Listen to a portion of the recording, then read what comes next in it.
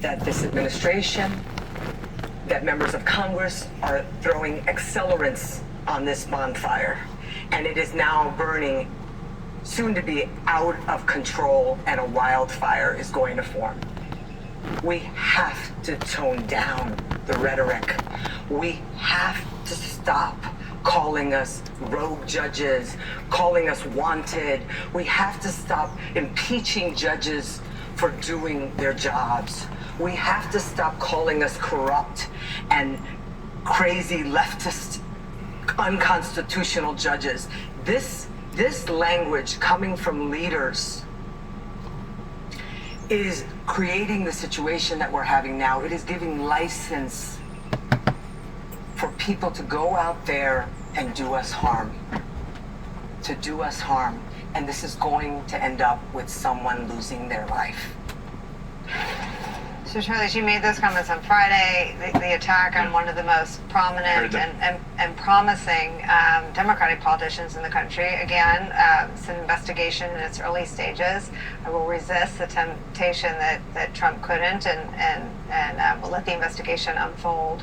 But I just wonder, it feels like the bonfire has such a reward system in the broken, sort of algorithmic addictions of one of the two political parties. And you talk to Democrats, and there are some signs of growing confidence that they can break through moment to moment, but there's still a real submission on the part of a pro-democracy movement to the almighty power of right-wing information and disinformation. And I wonder how you turn down the temperature, how you rein in the rhetoric, how you put out the bonfire if you don't have confidence that you can grab the bully pulpit and talk to all of the American people anymore.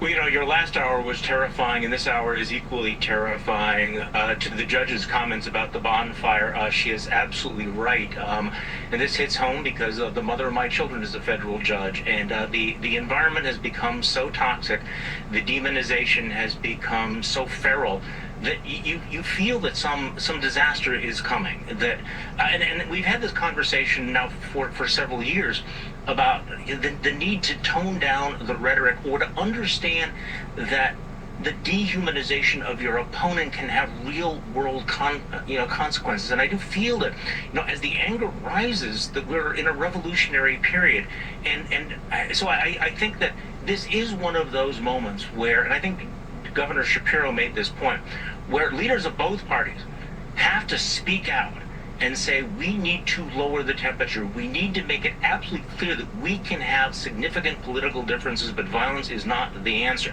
And Donald Trump has fostered this environment. You saw how it made it all about himself.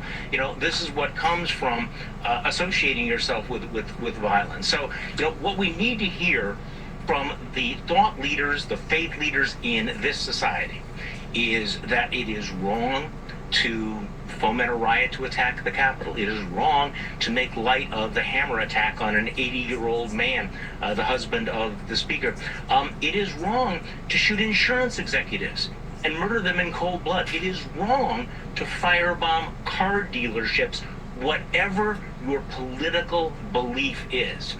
And unfortunately, we have a lot of people who are not only angry, but are prepared to rationalize acts of violence. And I think that's what becomes really dangerous, because once that cycle begins, it's very difficult to stop the spiral.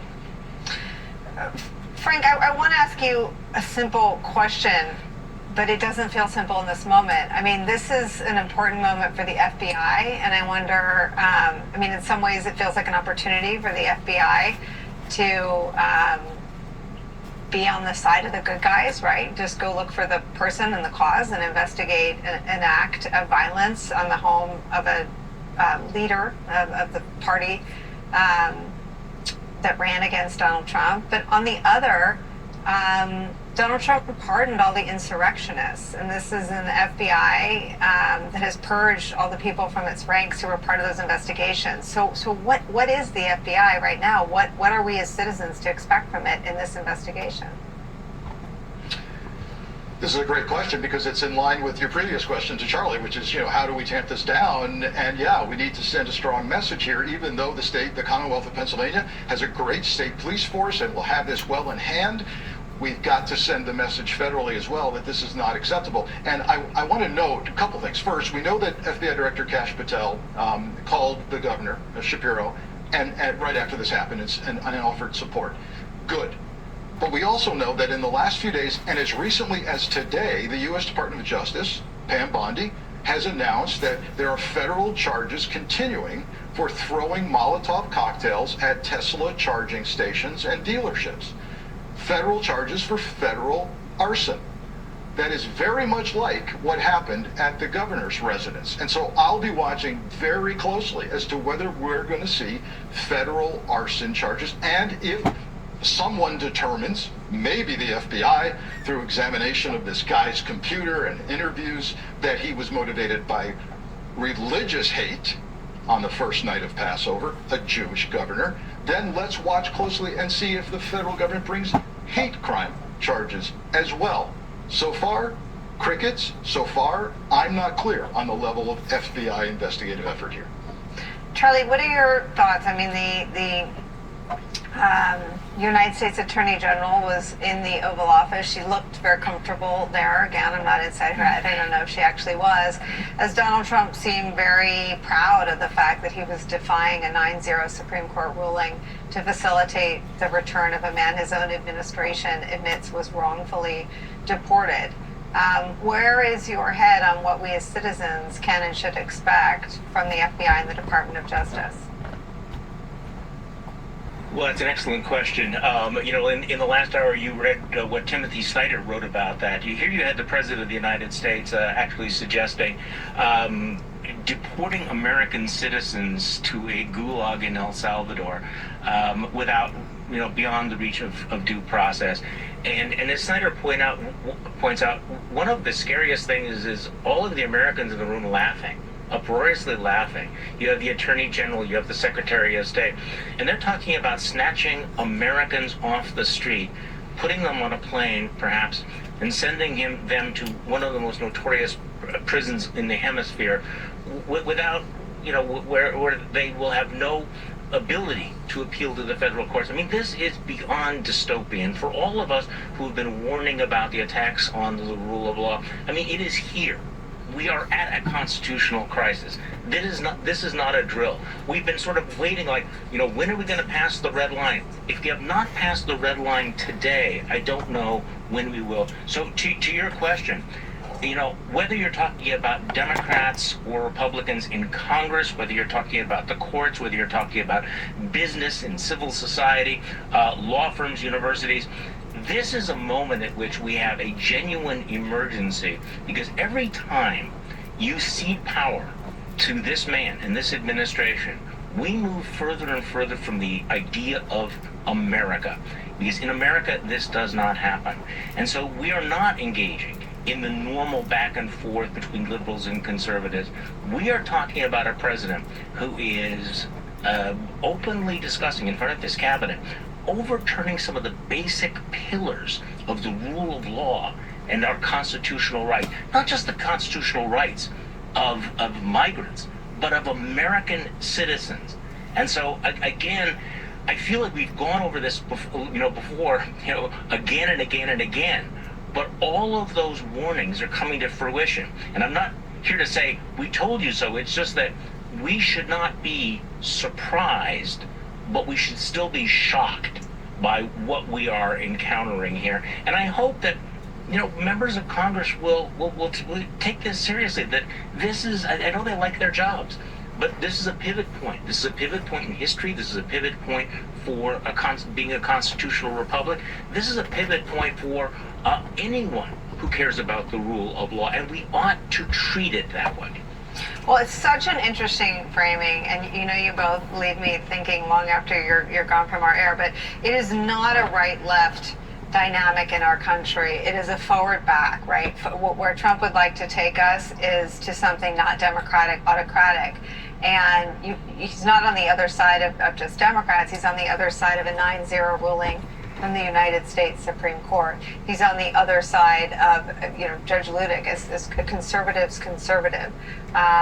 Thought of before he started swinging with all of his might and intellect for democracy, as far on the right as you could get.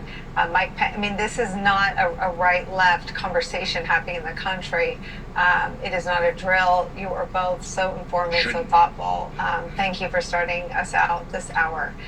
When we come back, the deadliest attack on civilians in Ukraine this year, 34 people killed on Palm Sunday in Ukraine, showing that a ceasefire remains as elusive as ever there. As Donald Trump downplays the deadly attack as a, quote, mistake.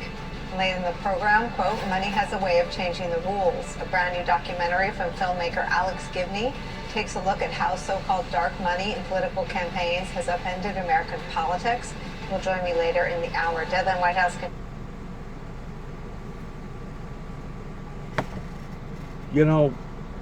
Whenever I hear of these incidences of individuals that does such heinous acts, it wasn't, what was it, it was before January the 6th, whenever a bunch of people was going to break in to the Capitol. I think it was in Michigan, if I'm not mistaken, and conduct some sort of a vigilante type hearing to be able to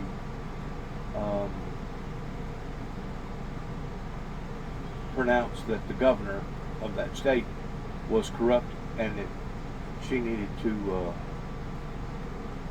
be executed. Whenever I look at myself and how that it was such of a spiritual warfare in my particular life, standing up for truth, standing up for God, standing up for the Lord Jesus Christ, standing up for grace, standing up for mercy, standing up for love, but at the same time standing up for end-time prophecies. Whenever I look at how that I was treated by various church officials and by various political officials, I can truly identify the reason why people feel the way that they feel, in how that they are lashing out to these political people, because two wrongs don't make a right. And whenever you have the law that's acting in a vigilante type form, or you have the law that is no longer performing in the way that lawmen are supposed to perform, pertaining to our judges and pertaining to the innermost parts of our judicial system, then you're going to have chaos. You're going to have chaos. He didn't mention the fact that there was I forgot her name now, down in Tucson, Arizona, that got shot pertaining to violence. He didn't mention the fact that there was somebody, I think it was at the White House or close to the White House, that was shooting randomly at a bunch of congressmen or people going to work. These are ongoing affairs that did not happen before 1988. So something obviously has been leashed, opened up, tarnished, or done wrong in response to all this. Because whenever I look at what happened with the Reagans and the Bushes towards our government being led in the wrong direction, towards going to the far left versus the far right, whenever I look at that, I can pinpoint just exactly the day, the hour, and the moment that all this went bonkers. And to think that I was judged off of the subject matter in which, of the content of which, what I was preaching about end time biblical Bible prophecy, is one thing across the board. But to think that I come back to Northwest Tennessee and they was laying wait for me, and they had done already masterminded in what that they was going to do to this Juby character if he ever come back here, and we was going to make his life so miserable that he would either duck and run and put his tail between his legs and act like a dog, a scalded dog, and leave, or Juby would take the law into his own hands, and Juby would basically be shooting himself in the foot or even in the head.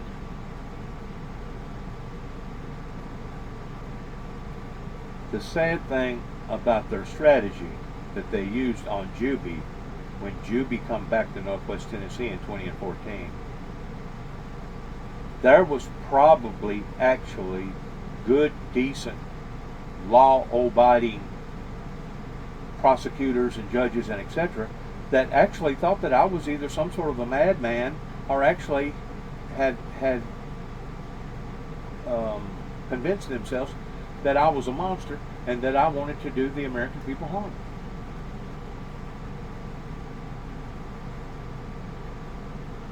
And that could be the absolute opposite towards what my intentions has ever been all along, especially whenever God anointed me for a certain particular task. In looking at a oxymoron type verse, though it does speak of a purging pertaining to a massive killing that's going to happen all over the planet, it also speaks about peace. And to think that various people was trying to provoke my brother and I into this form of madness, or to think that they was going to provoke us into this type of violence, blowed up in their faces in Northwest Tennessee in Weakley County, right up here in Dresden, Tennessee, that still to this day I have not gotten any type of confirmation on pertaining to what they done and what they think that they have done, they've gotten away with. Just like I've not gotten no confirmation from Central Baptist Church in response towards me being a member there for almost a year, and then suddenly all of a sudden Randy Brundage, the mayor of Martin, decides, get him out of here. We don't want him around us. Well, he was basically all in response towards what First Baptist Church in Martin done. It was in response towards what all these other churches done. They want to proclaim the name of Christ. This is the part that's creepy. It's creepy to me. They want to proclaim the name of Jesus Christ while being in denial about accepting the first part of Revelations that we're already in, towards pre-med. And this is what has gotten America in trouble. This is what has stifled true justice, and this is also what has stifled a true revival, because of this rebellion of people either being in denial about the message that God gave me to give to others, that is a message of peace, kind of like Martin Luther King. I'm sure he was entangled in all kinds of temptations. I'm sure that he was brushed upon towards displaying his emotions in a very angry, violent way. But God held him down. God was in control of his soul, and Martin Luther King knew that if he responded in a violent form, he would get violence back in reform. Well, Martin Luther King didn't have to respond in a violent form, but he still got violent form back at him. Which goes to show you that this evil, demonic, wicked spirit, that even to this day, you can go down into some of the southern states and you will still find slave spirits down there of dictators, dominators, plantation owners that wants to dominate the various races, including the black race. I hate to say it. This festering sore is nothing more than a pulsated sore to the ass of society. And whenever this does finally all break open, because it's pretty obvious this is the way that it's going to go, because I still have yet to see a group of men come out here and get with me towards grouping up, towards partnering up, and having a true, genuine, authentic revival. I'm going to blame certain people over in Kenton, Tennessee, and O'Brien County, and I'm going to blame certain people within arms throwing distance of where I live that engaged in all this. I'm going to blame them, not indirectly, but directly. And this includes the judges, this includes Johnson, this includes Tommy Thomas, this includes Mike Wilson. I mean, I realize you guys have, a lot of you guys have retired, right? And you feel like, well, this is all in behind us. We can go on about our lives, we can go to another country, we can go fishing, we can do whatever we want to do. No. This began when 9 tapes circulated to the White House. This is something that has been unleashed upon to society that we didn't have to deal with before 1988, that today now we are. And you can look at the dots towards the Ruby Ridge, the Mount Carmel, Waco, Texas, where 70-something people basically got killed by the United States government. You can look at what happened pertaining to the Oklahoma bombing. You can look at what happened in other affairs. You can look at 9/11. You can look at other big affairs towards us being attacked in other areas. You can look at the first bombing that happened before Mount Carmel, Waco, Texas, of the Twin Towers being attacked the first time, and then you can look at them towards them being attacked the second time, towards killing almost 3,000 people, and then we had COVID. I mean, it's endless. It's on and on and on, and we're still going in the wrong direction towards our politicians coming clean, towards demanding for us, we the people, society, the 99%ers, demanding that we do the proper and right thing in regards towards if we make a boo-boo, we pay the highest of the highest penalty towards being penalized, in which we should. Don't get me wrong, we should. But at the same time, they have brought a hardship upon our lives. These people should be held accountable, and they will be held accountable. I promise you, they will be held accountable. If not in this lifetime, in these courts, they will be held accountable in a lifetime to come in God's court. And they may be sniggering, laughing, hee-hawing, doing whatever that they do in response towards this great message that God has given me. But the reason why that things continue to keep festering over in the Middle East, the reason why things continue to keep festering in other parts of dark areas, including Ukraine, towards what Russia done on the first day of Holy Week,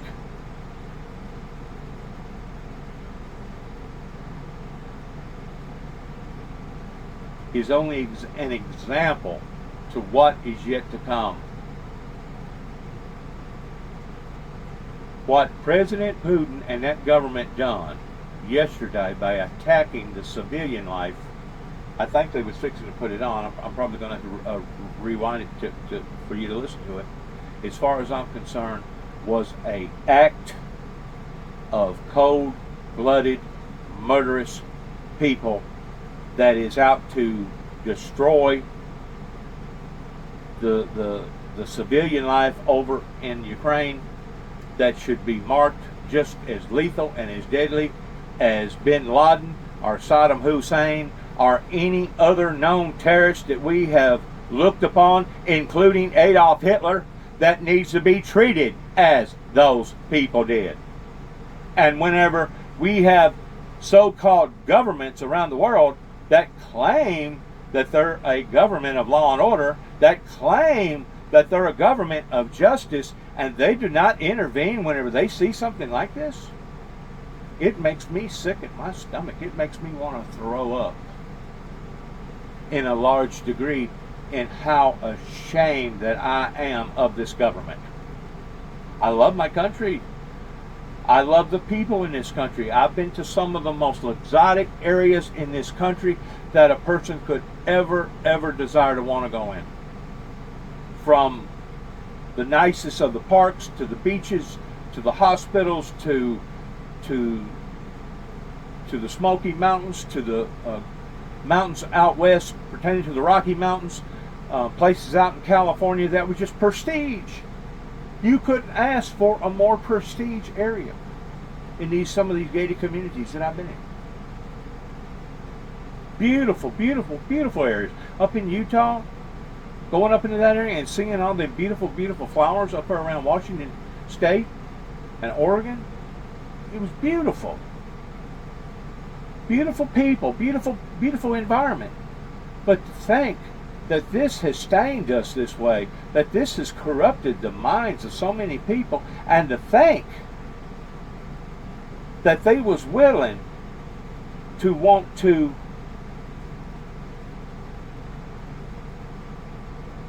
set back and allow for one of their own pertaining to a Christian brother in the Lord Jesus Christ to be done this way right here in Northwest Tennessee is sickening. It's sickening. And I still say there has to be some sort of interior motive in behind all this, because I just got through talking to my son this morning briefly. He says that it's being done intentionally. He says that they are driving this thing off into the wall intentionally so that they hope that total chaos will erupt. That way they will not have to be held accountable before the people, because this is our government. This is not the politicians' government. This is we the people's government. We the people are in control of what we allow to occur and what we don't allow to occur. It's God's church. But what makes the church is, once more, the people in the church. All these buildings with all these steeples and all these crosses all over them, that ain't the churches. The churches are the people that come from the heart. That's the true church of Christ. Not the church of the Antichrist. And I can't help it. Listen to me. I cannot help it that the book of Revelations and corresponding with Daniel looks so abrupt and looks so violent and looks so damning. I didn't write the book, and I'm glad that I didn't. I'm not in charge of the spiritual matters, and I'm glad that I'm not. All I am is a messenger. And people thought that if they could do away with the messenger, or if they could cause the messenger to shoot himself in the foot, either my brother and I, the message would go away. I got news for these antichrists out there. I got news for these cold-blooded reptilians out there that are walking and talking, and they look like me and you. And they act a lot of times like they're very sincere, like they really care about us. But in reality, we don't have to be Einstein to figure out these people don't care about us. They only care about their own bank accounts. They only care about their own well-being. They don't care about us. And now they have let this thing slip and slip and slip into the direction of where we're at. And now they want to find an scapegoat, somebody like Donald J. Trump, to say, it's your fault. You're the one that stirred them all up because you was telling the truth and you told the people that these was the occurrences that was going on. It's all your fault, and the blood is going to be required upon your head, Mr. Donald Trump. I got news for you. To some extent, maybe some of that may be true, but to another big extent, Donald Trump is only doing what the people put him in power towards doing, which was try to straighten out this mess to make America great again. Donald Trump is not a blind person.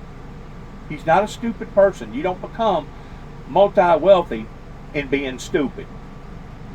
He has looked through the paperwork. He knows where America has made failures at, and still to this day has never made a resolve towards trying to right the wrongs.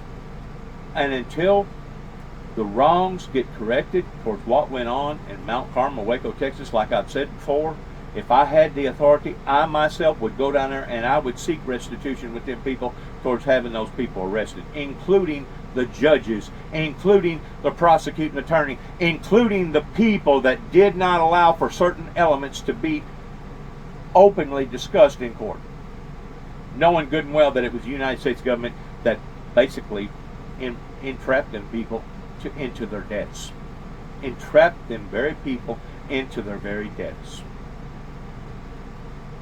So we want to look at somebody like, like Jim Jones and say, well, Jim Jones is responsible towards leading, 1,200 something people to their debts, in which that's correct, he did. We want to look at somebody like David Koresh down in Mount Carmel, Waco, Texas, towards leading them people to their debts. And in ways, you're right, they did. He did. But let's also turn the microscope around and let's look at what the government has done and has not done towards provoking these people or deliberately entrapping these people with such barbaric, heathenistic, cruel ways. And we want to, or not we, but the politicians of this country, they want to point their fingers at people like the oligarchs over in Russia, or the oligarchs over in China, or the oligarchs in other parts of the world, in which they're oligarchs. But so are they over here. Because whenever you have a 3-tier government, that the first tier is do as I say and not as I do. And even though I'm a drunkard, if I catch you with the smell of alcohol on your breath, I'm having you arrested and put in jail, and you're gonna pay the ultimate price for. But yet, all these judges are doing what they're doing towards drinking and doing whatever they're doing and driving and etc., being intoxicated, as well as some of the attorneys and the prosecuting attorneys and stuff like that. You think that the people are stupid? They're not. They have wisened up to you guys. And the fact of the matter is, whenever you have a government that, in theory, Donald Trump, what he's doing as far as shaving here, shaving there, taking away this, laying off these amount of people, firing this amount of people, doing this, doing that, that's all a good thing. That's all a good thing, and it needs to be done fundamentally from within the government, from within the department, because there was entirely too much fraud and entirely too much waste. Especially whenever you're talking about giving millions and billions of dollars to other countries, and we can't even take care of the people up in eastern Tennessee or North Carolina that went through such horrors that they went through, that are right now sleeping in tents. Or you look at the homeless situation out in California that is only multiplied and probably doubled in scale. Before all the fires, they was already looking at about 30,000 people living on the streets. Now today, there's probably almost twice that many people. They may be doing it in different spots or in different areas, but I guarantee if you went and you done a head count towards everybody right now that is sitting around don't knowing what their life is going to be exposed to, that at one time had a life, including the people up in eastern Tennessee and North Carolina, you're going to be looking at thousands and thousands and thousands of people that has went through such horrors that it's not even imaginable. So whenever you have a group of people that are acting in a negative way, you're going to get negative results. You're going to get negative results. Let me back this up real quick and see if we can't picture in on what they're talking about real quick pertaining to the violence, because the violence has been out of control here in America now for quite some time. It's really been I guess the right word would be to categorize it as it being sickening. Because at one time we used to be proud of America. We used to be proud of what America stood for. We used to be proud of our behavior. We used to be proud of the things that we considered to be godly, righteous. Because the people was acting godly. Because the people had a righteous state about them. Now, the righteousness that our courts proclaim are basically all just a big front. You know why I know this? is because we know how those judges are living. We know how those prosecutors are living. We know that they're not living by the same set of rules that they are demanding out of their citizens. So when we point our finger at other countries and call them by name oligarchs, as you're pointing one finger out, there's about 3 fingers pointing back at you, indicating twice times 2 as much corruption goes on right here in America pertaining to what agency that you're dealing with, beginning right here in Northwest Tennessee. Beginning right here in Northwest Tennessee, because there's certain people that knows that I have struggled and I have put forth every ounce of effort in trying to make sure that this message got out to the people, and that it was truly and authentic, godly, peaceful message. But they didn't want peace.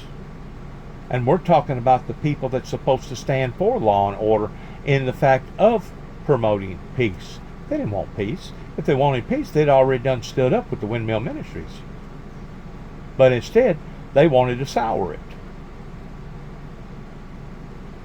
When the election was rigged against Trump, it was not. Everybody's to blame. Also not true. Vladimir Putin illegally invaded a sovereign nation, its neighbor Ukraine. And Donald Trump's latest excuse for Putin, suggesting the deadly strike on Ukraine, the deadliest so far this year, was a, quote, mistake. Ukraine reports that at least 31 people are dead, and among the dead, children. Another 80 have been injured after a Russian missile tore through the city of Cerny in northeastern Ukraine. From the New York Times, quote, Ukrainian officials said that Russian missiles hit Cerny as many people were out on the streets celebrating Palm Sunday, a Christian holiday widely observed in Ukraine. Videos of the aftermath showed scenes of devastation, with bloodied bodies lying motionless in the street and charred cars. President Zelensky said that the strike, quote, hit an ordinary city street, ordinary life, on a day when people go to church, adding only filthy scum can act like this, taking the lives of ordinary people. Turning Adolf Hitler. They're basically baby Adolf Hitlers. And it wasn't the fact of where they hit, it wasn't the fact of when they hit, it was the fact in how or what kind of bombs that they was using that they used. Our conversation, former Principal Deputy Director of National Intelligence, our dear friend Sue Gordon is back. Thank you for being here. Hey, Nicole, how are you? Horrified. Horrifying. I wondered how long it would take for the ripple effects of the way Trump oriented himself in the Oval Office to maybe manifest in Putin's conduct on the battlefield, and maybe nothing manifests. Maybe Putin's because he's Putin. It's dehumanizing. It's dehumanizing that America has always stood up for the underdog. America has always stood up for those that was wronging their citizens, and it didn't matter if it was on one continent or the other. But whenever you have a government that now is entangled towards doing the very same thing, no wonder they're letting people like Adolf Hitler over there in Russia do what he's doing. It's sickening. It's dehumanizing, and watching the colors of America being shown right now in such of a negative way.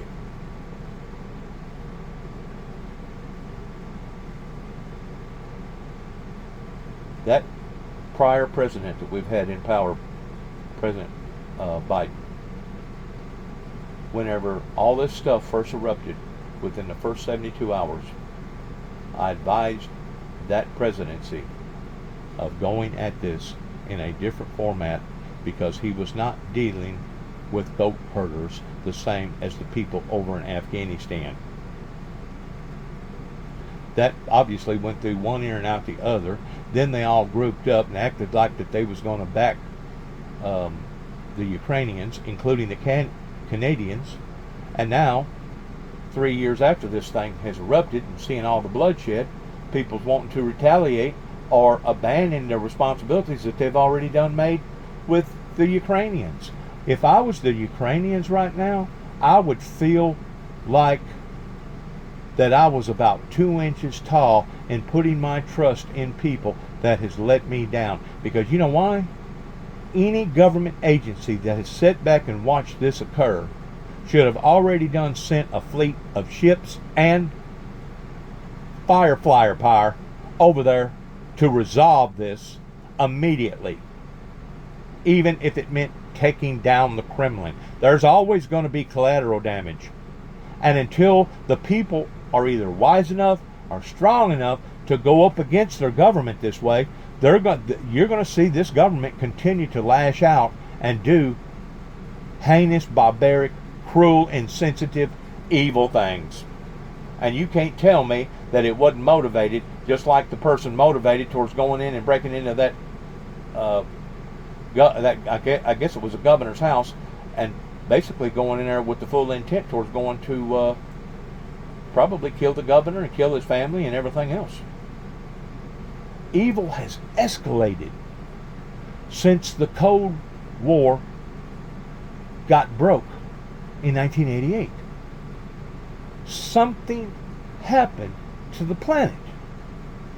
And I've said this in other materials of mine, that at least whenever we was going through the standoff, such as we was going through primarily with Russia and the United States with the nuclear armament, at least we had enough respect for one another that the little guys, or I say the little guys,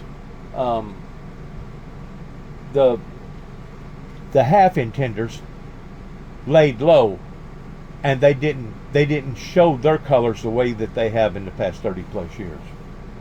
For the past 30 plus years, this thing has only escalated and gotten worse and worse and worser and worser. And I'm telling you right now, whenever God sees that there's no break in sight, whenever God sees that these humanly figures down here has crossed Rubicon to the degree such as what went on with Moses and the Pharaohs, you will see the wrath of God be poured upon to various continents or upon various nations like you would not believe. And it's one thing for God to release his protection off of the society and look down at Lucifer, the Luciferian Lucifer, and say, sick 'em, do your job. And it's another thing for God himself to embark upon to that retribution. Because whenever it talks about those angels being released from the river Euphrates, that now certain people can hear screaming and hollering and just eerie sounds because the river is drying up over in the river Euphrates, just like the Bible says. But then again, there's also rivers being made in desert areas like Saudi Arabia that's basically flooding, or Pakistan that's basically flooding, or other areas that had never seen rain that are now raining. Every prophecy that has ever been prophesied is coming true in some form or fashion, even right now as I speak. And you would have thought by now Northwest Tennessee would have already made a move in trying to right their wrongs.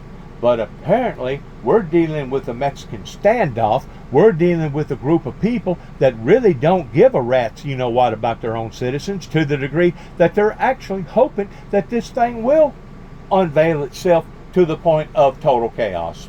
That way, people like, I ain't going to mention names, they won't have to deal with the public in being held accountable.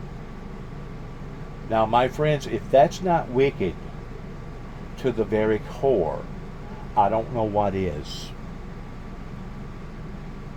Whenever you're sitting back and you're seeing the very people that you're supposed to be protecting, you're supposed to be fostering, you're supposed to be shepherding, and you're letting them people die by the groves, or you're letting this infestation of drugs and all this other corruption to come into our streets and to come into our communities, that's evil. that is pure, mere evil to the very core.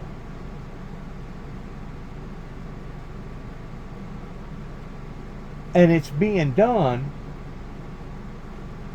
in a camouflage type way, just even as Jesus said that they would come in the last days in sheep's clothing.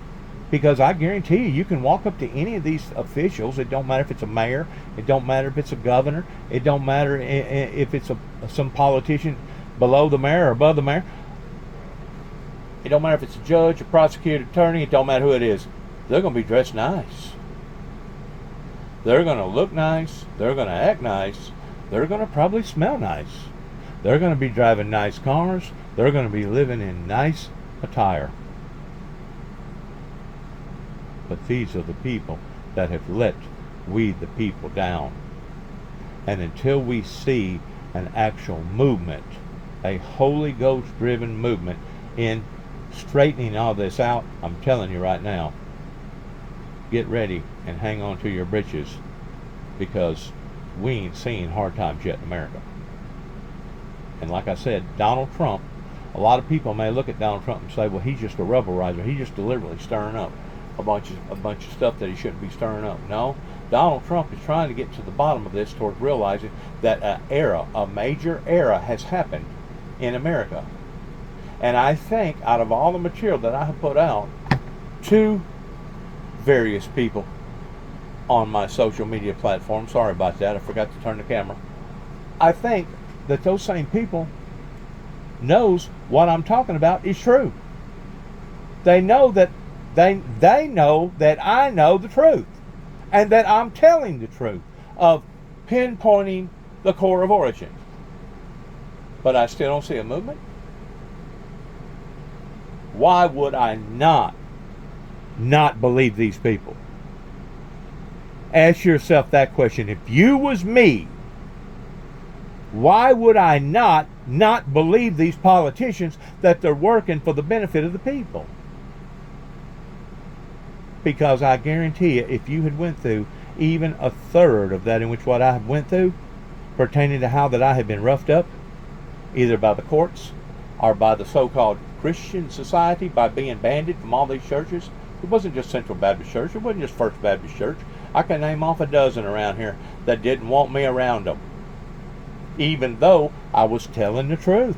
Even though I was speaking a message out of the Bible, out of the same Bible that they supposedly believe in and are subservient to. But I wonder if you see any connection between the space, rhetorically and otherwise, that Trump has given Putin and Russia and the ghastly attacks yesterday in Ukraine. I don't know that I have a one-for-one correlation with anything, but we know who Russia is. We understand their intention. We know who the Russian government are. Trust me, there's thousands, if not millions of people, I'm sure it's millions of people over there that has the same feelings that the Americans do towards wanting this chaos to stop. But they feel like that they're defeated because they don't have nobody supporting them. They don't have a big brother like America that has supported other citizens in other situations, in other continents, in other cultures, to stand up against this type of brutality. And because of it, they feel defenseless. If anybody should be held on trial for crimes of humanity, it should have been our prior president, Mr. Biden, because he did not go with this the right, proper way. And once this broke out the way that it did, he should have put his foot down and stopped it. But instead, it's been an endless hardship upon the, not now just the Ukrainians. The Ukrainians is taking it on the front end. But now it's affecting all those other countries around there towards diminishing their lifestyles. People no longer having a sense of security around them. They're having to sacrifice their freedoms and I mean, I know telling how many of them evacuated that area. I think it was something like 10 million people at first whenever all that broke out, and they was scattered out to all them other countries. And at first they was opening up their arms and welcoming them people. But you know good and well, as long as this thing's been going on over there, they have bound to have been getting tired of being sponged up. Not counting the burdens have been put upon those people that didn't have nothing to do with that war, that now are having to sacrifice towards being out more money, feeding more mouths, bedding down more people, etc., etc., etc. I'm sure there's a lot of them over there that's doing this out of the goodness of their heart. But at the same time, I'm sure that this has gotten old, because now the burden has went abroad. And it's even going even further. And to think that this evil demonic government over there is doing these things while all these other governments, it don't matter if it's Europe, it don't matter if it's America, it don't matter if it's Canada, it don't matter who it is, are not waylaying in to the Russian government right now, even if it means destroying the Kremlin. It's sickening. It's sickening for a group of people that calls themselves just, calls themselves godly, in the form of not doing the proper and right things. We understand what they've been doing in Ukraine, not since the Biden administration, but since 2014 and before that with Georgia. So exactly. Is it possible that while we're distracted, or we create an opening where maybe they think they can get away with more? Maybe. Sure it is. But I think you're seeing a representation of their intention. If you harken back to the Oval Office session with President Zelensky, this is what he was saying. What assurance? What assurance are you going to get? What ceasefire? What promise? What agreement is going to stop something like this from happening? So, just from a reasonable... It goes back to the NRA over here in America. The only way to stop a bad person with a gun is with a good person with a gun. Well, the good person with the gun, if they're not willing to use the gun, it don't matter if the good person has 1,000 guns. If they're just going to sit idly by and let that bad person with the gun basically do whatever that they want to do to them, I think you can read the handwriting on the wall towards what's happening here. You give them an inch, they'll take a mile. They have seen now that the rest of the countries, especially the surrounding countries in that area, Europe and all them other places over, Germany and all them other places, have basically set back, and they've tried to detour this problem. They have tried to sweep it under the rug, per se. Out of sight, out of mind. And you know good and well, out of the millions of people that forsaken that area, become refugees, you know good and well that it is bound to put a strain onto all of their systems over there, from water to sewer to food to clothing to housing to whatever. This is a madman over there, as far as I'm concerned, that needs to be looked upon the same way as our people looked upon Adolf Hitler, or the same way that we, the people, looked upon Saddam Hussein, or Bin Laden, or all them other terrorists that done what they done towards coming over here and putting harm and hurt into our lives illegitimately.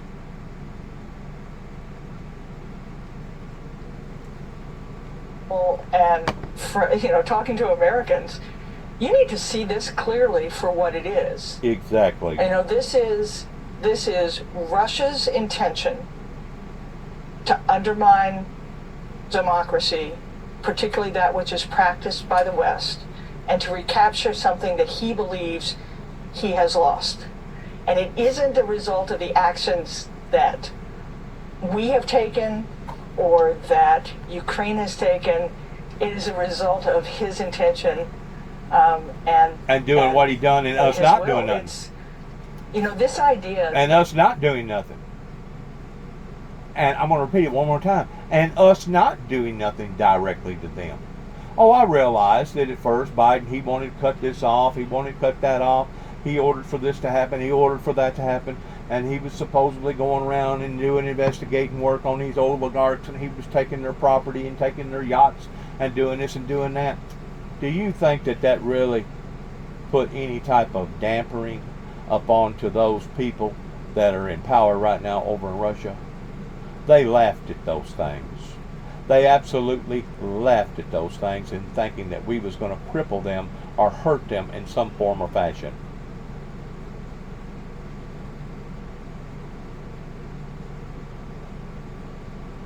This is way, way out of league whenever it comes to the righteousness of the American people standing up for people being done this way.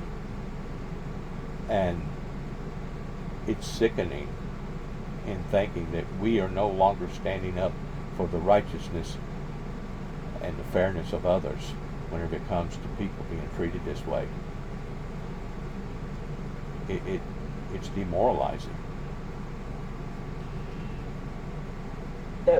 That he's our friend or we can talk him out of it. No. This is doctrinally where he's going. See, when Donald Trump describes Putin... I don't know what that word was. Let's back up. Another one of them $100 words. That he's our friend or we can talk him out of it. No. This is doctrinally where he's going. See, when Donald Trump describes Putin's attack on ordinary citizens, including children, as a, quote, mistake, end quote, what does Russia gain from that?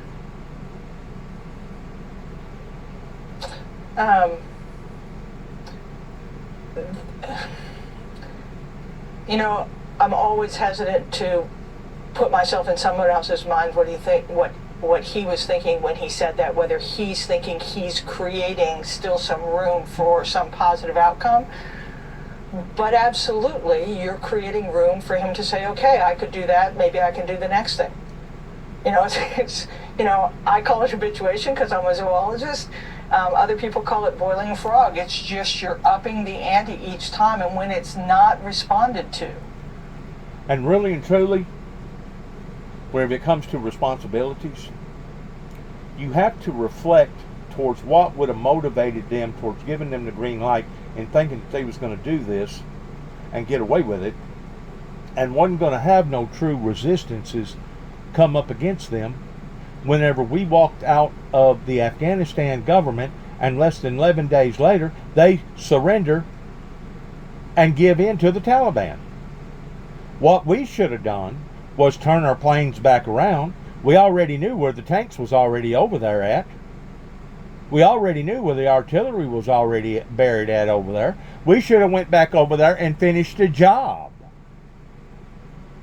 rather than set back. And now them poor miserable people have basically made a hard bed for themselves. And I promise you right now, there is probably millions of Afghanistan women and children and old men and etc. that have been abused, that have been taken advantage of, that basically have become slaves to that, if you want to call it a government or a regiment or whatever you want to call it over there, that would rather have died 1,000 deaths than to have been going through what they're going through right now, or seeing their children and their grandchildren going through what they're going through right now.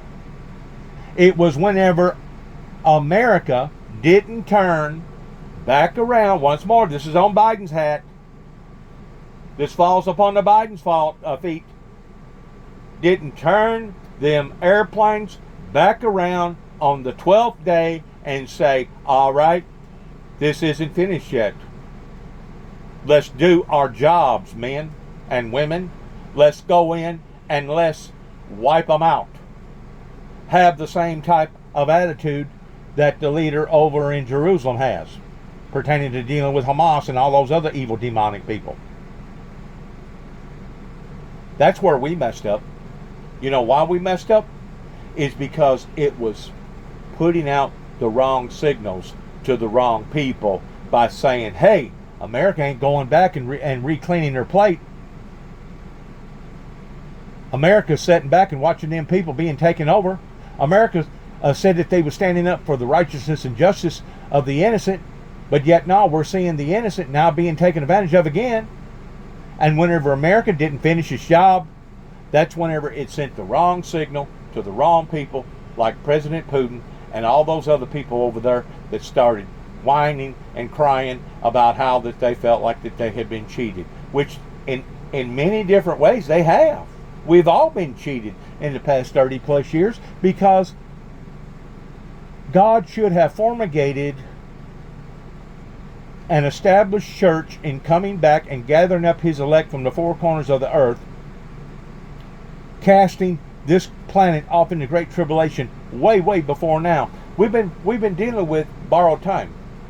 We've been dealing with a delayed entry, per se, pertaining to the Heavenly Father doing what he promised that he was going to do, as far as coming back and gathering up his elect from the four corners of the earth.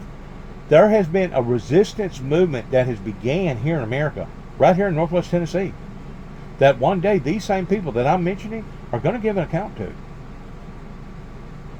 Because you're going to be judged not necessarily off the things that you've done that you shouldn't have done, but you're going to be judged off of the things that you didn't do that you know that you should have done. It's going to be just as crucial in one aspect as it is another. And I don't know if I'm talking over people's heads. I don't know if they just don't understand what I'm talking about. I know this, I've put out thousands and thousands of videos, and I have yet to see any movement out of all this. So whenever it comes to the founder of the Windmill Ministries here at 291 Thompson Road, Sharon, Tennessee, zip code 38255, and rallying the people pertaining to seeing the church world do the proper and right things, I ain't seen that. So every time they talk about peace, every time they talk about love, why would I not think that these people are full of it?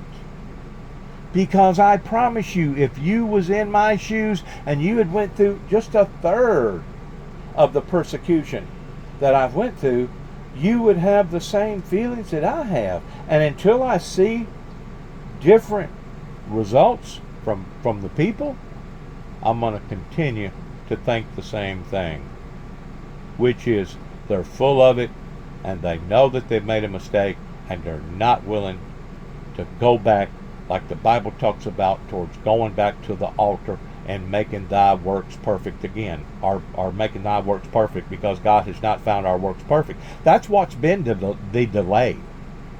I promise you, if the church world would have stood up pertaining to the bridegroom, that's what the church is supposed to be, regardless whether it's the American church, the Canada church, the Russian church, or on every other continent, African church. If the bridegroom would have been standing where the bridegroom is supposed to be standing in the acceptance of the bride, which is Christ, we would have done already been taken out of this hellhole. But because of the delay tactics, and because of certain people that was purposely doing this in trying to stop biblical Bible prophecy from occurring, now we're all under the 8 ball, not just the people in Ukraine, towards these evil, demonic, cruel people trying to take over.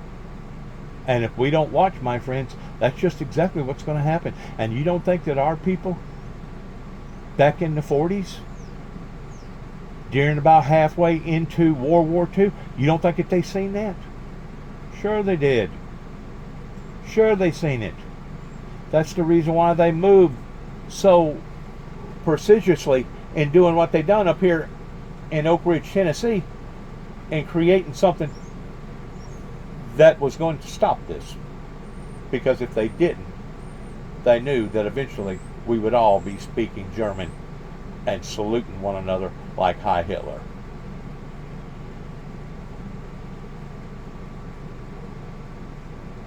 This is so upside down.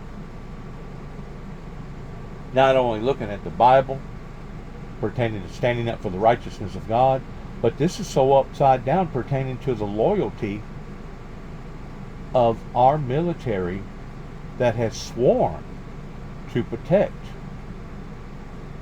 domestic and foreign enemies. It's an insult to those people's intelligence in what we're sitting back and seeing. And yet now people want to whine, people want to cry, people want to throw fits, people want to protest. You're not doing no good. You're beating the horse on the wrong end, my friend. That's even what my son said today. He said, Dad, this stuff is being done intentionally in leading us down this road. And I tend to wonder if he's not right. May not be all of them that's doing it intentionally, but I think that it's such of a travesty. Like my son said, how you gonna put them all in jail? How you gonna punish all of them? Well, it starts with one at a time.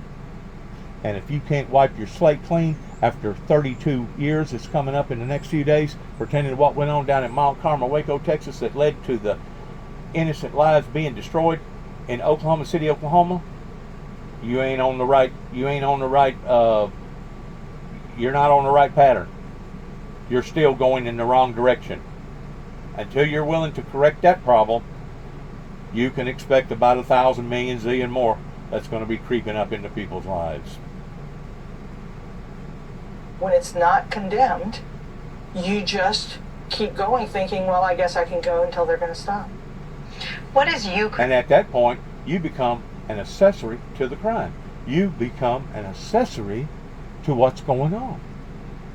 The same way if you was in your house and all of a sudden you seen somebody out in your driveway or out on the walkway being beat up or raped, and you wasn't even willing to pick up the phone and contact the right proper authorities and telling them that, hey, I just got through seeing this person get raped, or I just got through seeing this person get shot, or I just got through seeing this person get killed. You didn't even have the decency of contacting the proper people. That's kind of like what went on in our personal lives, being grown up here in Northwest Tennessee, of so many of the elderlies, that most of them are dead now, that was sitting back and watching James Robert Jackson's family be abused and wasn't willing to even pick up a telephone call in being discreet about it and contacting the right authorities. I'm talking about the Jacobses. I'm talking about the Wainscots. I'm talking about the Mackrights. I'm talking about the Halls. I'm talking about the Coopers. I'm talking about the Harrisons. I'm talking about the Willises. I'm talking about the Bakers. I'm talking about the Thompsons.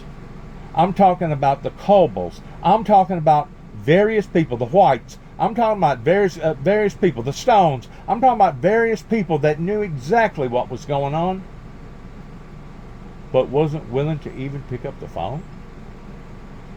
And you have went this long of a time before somebody put you in check. No wonder my brother and I was thrown to the wolves down here in the Beach Ridge, Hop In, Sidonia, Davy Crockett area. It was as if didn't nobody care. They didn't care then. They didn't care now.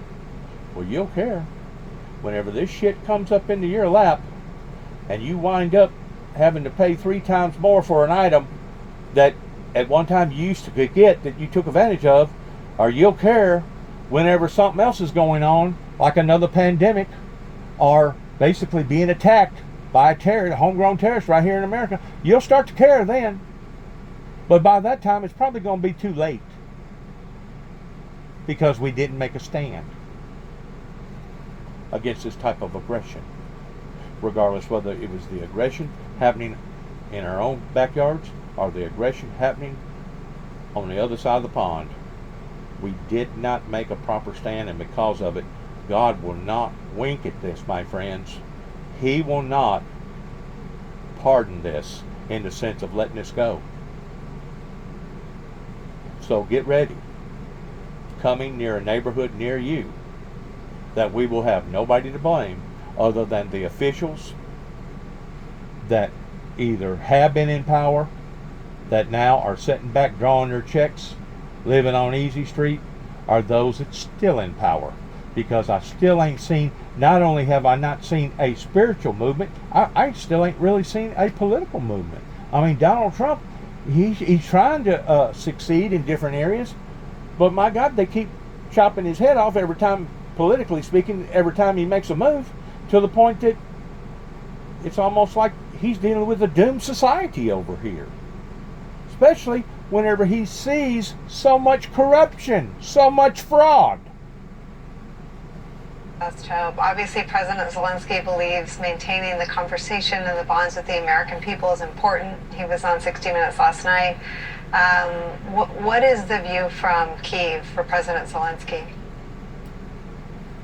Dire. Yeah, I'm a little far removed from all those conversations, but I'll say his best hope is to keep the power for himself, to keep the power for his decision making, to continue to strengthen bonds with other allies and partners, particularly those in Europe, who clearly see that if Ukraine falls, this is just a first play, and other nation states that perhaps don't have the resources that Ukraine does are going to look at this and they're going to say, man, whose side am I going to have to choose? So I think his best play is to continue playing the game he has. In other words, the bear is still on the move. The bear is still hungry, and the bear is still devouring whatever that the bear can devour.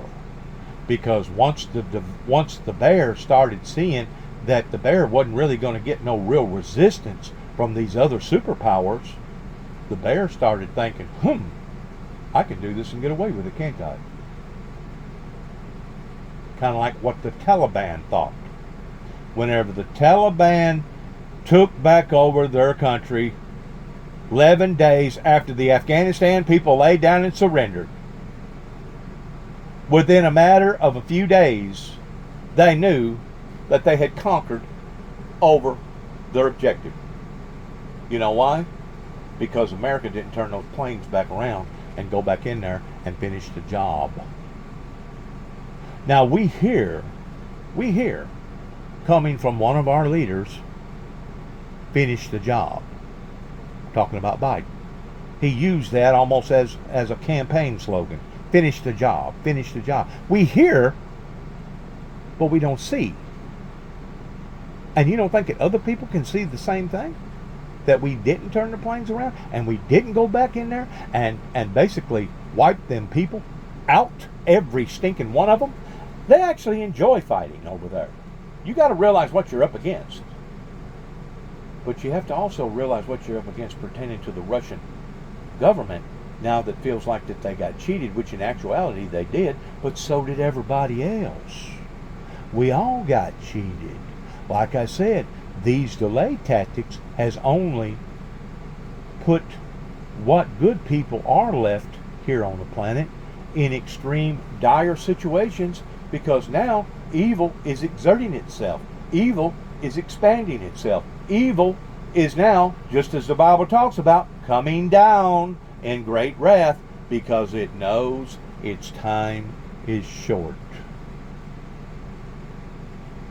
My friends, you may as well buckle up your seatbelt and get ready, because this thing is far from being over. A matter of fact, I don't even think that we've even gotten in the thick of it yet.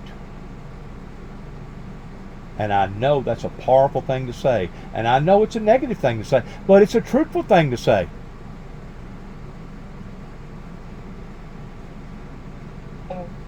He has. And any time you're trying to come to resolution, that doesn't mean to be dogmatic about it. But I will say to keep his authority, his perspective, his people, and his relationships as a huge part of this, even as he continues to work with the United States, because we have been a great partner. But this is tough sledding. This is tough sledding for him. And anytime we talk about how awful it is to him, These are his people. Right. I cannot even imagine the temerity of someone suggesting to him that this is more horrible than he feels. I mean, this man, these are his people, his country, his responsibility. Exactly. He knows how awful it is. And I'm quite confident he's trying to find a way out, including with the U.S., but he cannot go where he cannot go. He's trapped. Yeah, it's amazing. He's trapped in between a hard place and a rock, between basically standing for their integrity and his people's integrity, while at the same time being let down by the Americans and being let down by other people that didn't stand up and do the proper things within just a few days after they realized, my God, this man's freaking crazy, and they're coming at us just like Adolf Hitler. And that's exactly the imagery that America should have placed the Russian government. Their leader over there should have immediately been placed under the same microscope as a bin Laden or a Hitler. Now, how come we have difficulty in seeing that? I'm going to tell you why. Because of the evil that's over here. Whenever you have evil over here that's blinding people over here, the blind leadeth the blind, they both leadeth off into the ditch. That's the reason why you're not going to see a true movement over here, because there are too many people that's blinded. Maybe that's the reason why I ain't seen a movement yet coming out of the Windmill Ministries here at 291 Thompson Road, Sharon, Tennessee, zip code 38255. It's because there's so many people that's still blinded, or there's another concept to look at this. Maybe they're so prideful that they're not willing to admit to their failures. They're not willing to admit to their wrongs, and because of it, they rather go down with the ship than try to save it. Now, my friends, like I said, if that's not evil disguised in its fullest form towards allowing for hardship to fall up into the streets of now innocent lives pertaining to your children and your grandchildren, I don't know what evil is. If that's not evil. In addition to watching people be brutally massacred and trying to sweep it under the rug, as in out of sight, out of mind. Especially on the week of Passover. You know, on a spiritual level, being a man of God, looking at the affairs that went on in Exodus and etc.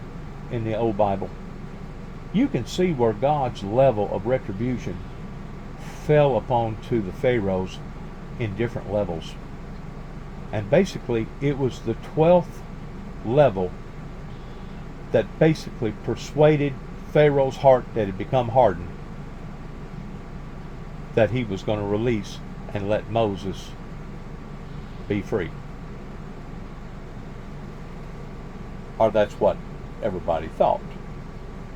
But here come that sly dog again, and didn't learn his lesson until God wiped out the whole army and left Pharaoh standing alone, that went back to his wife and did not have the blood of Moses on his sword.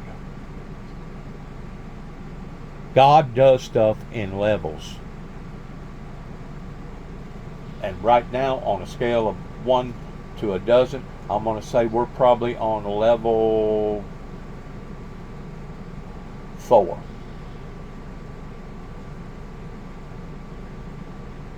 Whenever it sure enough gets intense, and there's major sacrifices being done amongst the 1%ers pertaining to the mega group out there, the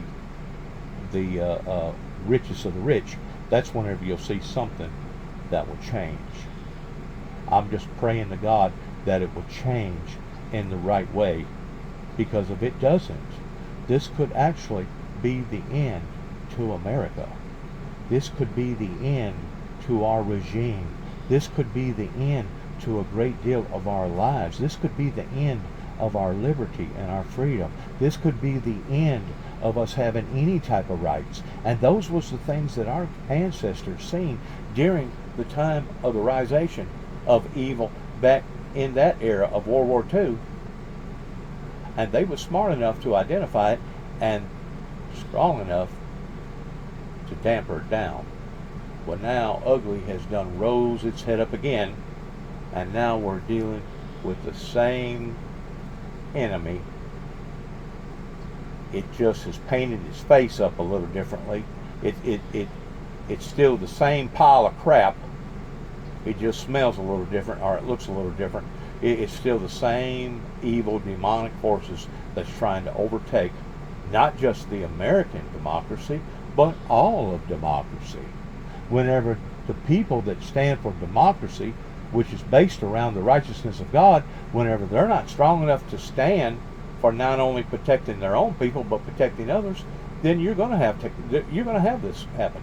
And like I said, whenever we done what we done in Afghanistan,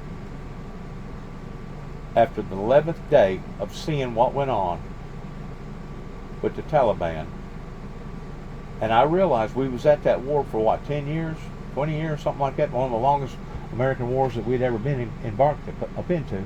But whenever we done that and walked away and left them people high and dry, left them people to fend for themselves, that's whenever you started putting the wrong images by putting out the wrong signals to the wrong people. There's so much in the news that we have been dying to ask you about. Cuts to the federal workforce, firings at the highest levels of the intelligence community, which you used to lead. Can we sneak in a quick break and come back and do a lightning round with you? Let's go real quick right over here because I got things I got to do. Oh, right here. He, of course, could. Right? I don't know why he doesn't, but of course he could, because things happen. You know, I've made errors over the course of my career, but the truth is that all the people that worked for me knew that when I made a mistake, it was only that, and so you can move on. So he should. And the other thing he needs to rely on much more, and you and I have talked about this, you know, for the American people, the misinformation about the federal workforce is absolutely stunning. The work of the nation, the work of creating quiet so that people's lives and so that national security can happen is done by a whole bunch of people who are not political at all. They work for political appointments, but they aren't political, and they're just trying to do a job. And they're trying to do it repeatedly and transparently and fairly. That, yes, means sometimes it's too slow, and not every federal employee is wonderful, but there is this energy about it that is to try and do good. So when there's an error, fix it. The signal thing is, to me, absolutely mind-boggling in the response to it, because the act itself was not hard to understand. A bunch of people wanted to have a conversation about something that was urgently important to them, and somewhere in the middle of it got into a conversation that was beyond the classification of that group, and someone needed to say, whoa, we need to move over to someone else, and then they needed to actually move over to it. And had that happened, and had they said, yep, terrible mistake, our allies and partners would have said, great, they understand what was revealed in that conversation, and then one of two things would have happened. They would have been counseled on the proper use of their systems. Their staffs would have worked doubly hard to make sure they knew how to put up a comm system. Or, and here's the coolest part, they might have found that they needed something more than signal and more convenient than the things they have. And then this crazy innovation would happen. So he could have. I don't know why he doesn't.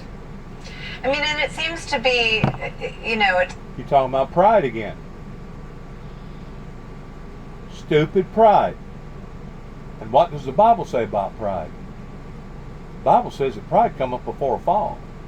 In other words, if you're not willing to own up to your mistakes, if you're not willing to admit to your failures, then you're probably apt to repeat them again and again and again. Two-headed quintessential Trump debacle. that he only benefits from the chaos that he does because a lot of people, present company excluded, have moved on. I am fixated on it. One, because it didn't exist when I was in the White House, so I find it shocking that it's used at all. I understand it is used for non-classified things. But two, that a journalist was added and nobody noticed. Who else has been added without anybody noticing? Partner, spouse, who knows? And two, that operational military details were included in a group chat. Yeah. How many other operational military details are being shared where they shouldn't be? How do you function if Congress is indifferent to those two facts? Yeah, there needs to be accountability for this. There does. It was maybe not malfeasance, but it was an egregious error that likely had consequence that adversaries and competitors can exploit. Not on that day. I'm glad the operation was successful and no lives were lost. But on future days, I think what it shows, and it's just something you have to double down on, is anytime an administration changes over, there are people that just don't know why things are done the way they were. I remember with President Obama, we had to convince him to stop using his BlackBerry. So that idea that they would use that is not as crazy as it seems, but as soon as this happened, it should have redoubled the effort. The other thing it shows is, what are they doing? This is when you turn to your professional staff and you have them set up a comms thing. So you have now people who are not as experienced and a federal staff that is not as included, or worse, bereft because it's been chopped up. And you have the chance for this happening over and over and over again. So definitely accountability needs to occur. And if you don't deal with it, then you'll think you can do it again. And just to your point, Nicole, on the use of Signal, I'm quite sure that the reason Signal is put on some of the phones of principals is so that they will make their personal arrangements via Signal, so that their patterns of life are not available to adversaries and competitors, so that adversaries and competitors don't know where the most important people in our government are at various times, not so they can have classified conversations. I'm sure you are correct, but no one will admit that. Exactly. One of our earliest conversations, and it's tape that I have replayed so many times because it moves me so much, is about the wall, right? We've talked about it in the context of Trump standing in front of it, but we've talked about it in the context of who the CIA is. What does it mean? To love your country so much that your own family may never know the contributions you made to it, or the sacrifices in the case of a tragic loss of life. That's the federal workforce. They're not separate from that, right? They're not all that, but that is, and in every agency there's some version of an unsung hero. Not everyone pays the ultimate price like the men and women memorialized on that wall, but every federal worker believes in something bigger than him or herself. Right. And that's why they do what they do for the country, for us, for the taxpayers. Michael Lewis is out with a book about how their stories aren't told. And you're one of the most beautiful sort of storytellers of the men and women of the military. What does it mean that we now have a government being led by someone whose co-president wields a chainsaw like a prop and proudly destroys that federal workforce? So I'm going to be more bold than I've ever been. He's lying about the federal workforce. This isn't that there aren't people who are not great at their jobs. Isn't that there aren't people who do wrong things that need to be removed. I've removed people. Every single federal employee swears to uphold and defend the Constitution of the United States. Exactly. America, I wish you knew us. I really do. We are like you. We want what you want.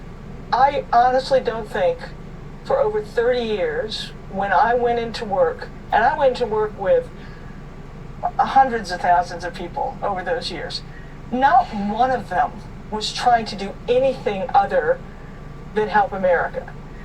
There wasn't a day that I was there that I didn't think about whether Mr. and Mrs. Iowa would be proud of the way I spent their money. And you want to know what these people do?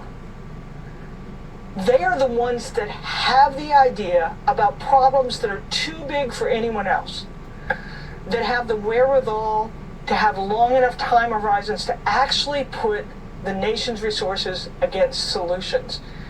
And the solutions we have found because the intelligence community threw satellites up in the air in the 50s and 60s to be able to see what was going on in the Soviet Union, millions of women benefit from mammography because it was that image processing for a national security reason that turned into something of societal gain. A movement. And it was done because of the idea of a federal employee in partnership with their amazing U.S. industry and research institutions that make those things happen. And if you look at them narrowly, you won't have the benefit of understanding what they deliver, but golly, we can break it. But these people, really, if your audience hears nothing else from me today, just know your Aunt Sue is telling you, if you know these people, they're you. Their hopes and dreams are your hopes and dreams. Even when we're too big and we cost too much and we're too slow, the motivation is to try and do something for America. And it's below the top of politics. I know politicians can't imagine that possibility, but it is, in my experience, true. The first thing that I thought of while she was talking there was a part in the movie Gladiator where the sister walked up to the brother that had basically already taken over, and he was disappointed, and that was the first time that he had become aware that Russell Crowe was still alive. And he knew that there was certain people that had to have known that, and he seen that as a form of treachery. And in the process of their conversation, he asked her, "What is Rome?" And she reflected back, "It's an ideal. It's a dream. It's a vision. It's something that we all strive towards being a part of, towards letting the meek live with the tares, or letting the tares live with the meek, pertaining to the bad and the good, but somehow or another trying to maintain that harmonial balance to where the Roman government was still looked upon and being respected as the Roman government. Well, each and every nation has to think of the same thing pertaining to the same dream, the same ideal. It was America that, what's the word that I'm trying to look for here? It was America that reinvented itself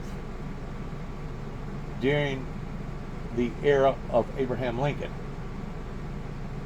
and said to themselves, this is not who we are.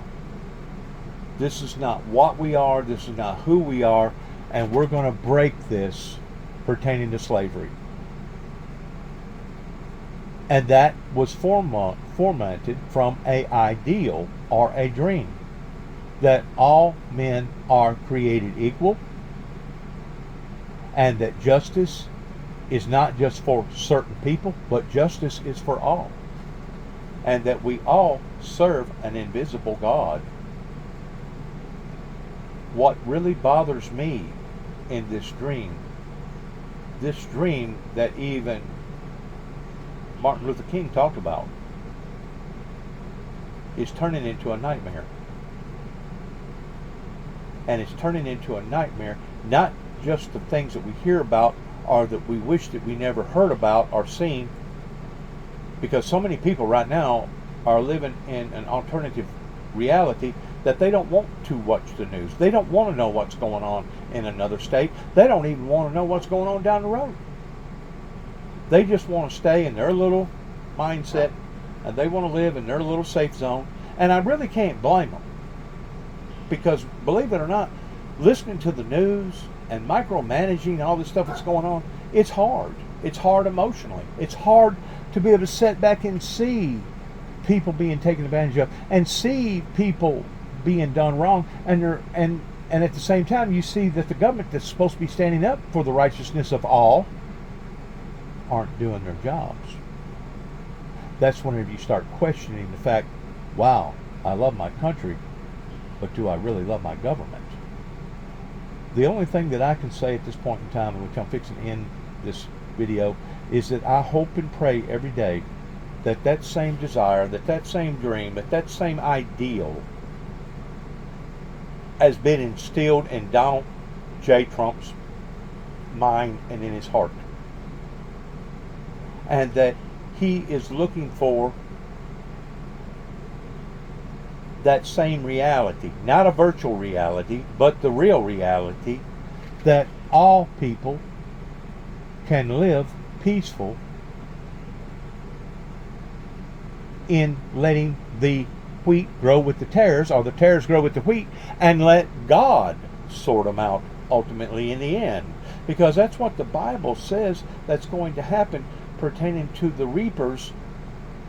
Whenever Gable blows the horn, and the dead in Christ shall rise, and those who are alive and be caught up in being changed from mortal to immortal in the twinkling of an eye, as far as the rapture, that's whenever God the Father will separate the wheat from the tares, because it's his job in that sense, in that heavy sense, because that is a heavy sense, and that is not only in a sense towards spiritually, but that's also physically. And that's not just going to happen in America, but that's going to happen on every continent all over the world. But until we see a movement towards the bride preparing itself properly for the bridegroom, which is Christ, there's not enough of us to come after. That's what has delayed the rapture, or delayed the second coming of Christ, is because there wasn't a strong enough body to come after pertaining to the bride. The bride has got to make itself spotless for the bridegroom, indicating that the meek shall inherit the earth. Not the so-called meek, but the real anointed meek pertaining to the righteousness of God. And unless we see that dominate over evil, then evil is going to dominate over good. This is where the half-heartedness ain't going to work. This is where the lukewarmness isn't going to work. This is where the compromising and punishing the guilty properly isn't going to work. This is where the 2- and 3-tier system isn't going to work. Because whenever Lincoln basically freed the slaves, that was a milestone moment. But it wasn't until Lincoln signed the piece of paper in giving the black man the same right to be able to vote on an equal level, was basically whenever President Lincoln finally had a sigh of relief in knowing that he had done that in which what God the Father had called him to do, or what he believed that God the Father had called him to do. And less than 72 hours he was dead. He paid the ultimate price for that dream. He paid the ultimate price for that vision or that ideal. And how many other soldiers of God all over the planet have paid the ultimate sacrifice for the same dream, for the same ideal? Think about that as you listen to this, and putting things in the right perspective. Because I can remember a time whenever we had a president, it didn't matter if it was Ford, it didn't matter if it was Nixon, it didn't matter if it was Carter, it didn't matter if it was Reagan. Whenever they seen inappropriate things happening in other parts of the world, to the degree that the public, the citizens, was basically being trampled on, we intervened. We stepped in and we stopped it. Well, we didn't stop it. We just thought that we had stopped it with the Afghanistan people. And that's another big, big boo-boo. It wasn't just the fact that we left all that military equipment over there. It was the fact that whenever we seen what had developed, that basically backfired upon to the Afghanistan women and children, the elderly, that's whenever we should have said, you know what, we need to go back and relick his calf back over again. Because obviously we didn't get him as clean as what we thought we had him. Whenever we didn't do that, my friends, we sent out the wrong signal to the wrong people. And that's whenever somebody like Putin got to thinking, well, if the Taliban got away with it, we can too. So now you got two groups of people that's doing the same thing, as well as Hamas, which, thank God that we have a strong enough backbone over in Israel of people that does stand up for righteousness, that says, you know what, there comes a time that you just got to abolish evil. Just as Dick Cheney talked about towards going to war with Desert Storm and Desert Shield, towards eradicating the axis of evil, until you prove to evil that good is more powerful than evil is, they're going to continue to stand and try to pick and poke, and they're going to continue to keep the people under subjection the same way as the pharaohs did with Moses' people. We are now in the celebration of a Holy Week pertaining to the Passover. The Passover is celebrated because of that 12th curse that fell upon to those people. Moses told his people to take lamb's blood and spread it on the door facing. That way the death angel would know to pass over that house and not harm that body of people that was within that house. But everybody else, their firstborn, died. That was one of the ultimate curses that God put upon to the pharaohs that basically set God's people free. But even at that, that still didn't break the hardening of Pharaoh's heart, and God actually had to go in there and destroy his whole army, basically putting them down to their knees before they finally realized that Moses' God was in fact the true, righteous, holy, eternal God. Good luck to all of us. God bless America. God bless our security pertaining to our Central Intelligence all over the world. God bless America in what we're supposed to be standing for, what our ancestors stood for. And I just pray to God that there will be not just a political movement, but there will be a spiritual movement. That we will stand just as strong as what our ancestors did, give or take, about 80 years ago. I pray that every day for America. And it's not just that I'm standing up for the American Christians, but I'm standing up for Christians all over the world. Those that believe in the same dream, those that believe in the same ideal. Heaven help us all. And shalom. God bless.